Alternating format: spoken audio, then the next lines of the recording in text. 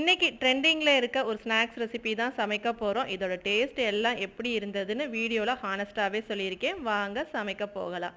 உளுந்தே இல்லாம இன்ஸ்டன்ட்டா உளுந்த வடை தான் செய்ய போறோம். இதுக்கு 1 கப் ரவை, 1 கப் தயிர் சேர்த்து மிக்ஸ் பண்ணிட்டு 1/2 மணி நேரம் ஊற வச்சுக்கலாம். கூடவே 1/2 டேபிள் ஸ்பூன் அளவுக்கு அரிசி மாவு, மிளகு, சீரகம், பொடியா கட் பண்ண வெங்காயம், கொத்தமல்லி, உப்பு எல்லாம் சேர்த்து நல்லா மிக்ஸ் பண்ணிக்கிடணும்.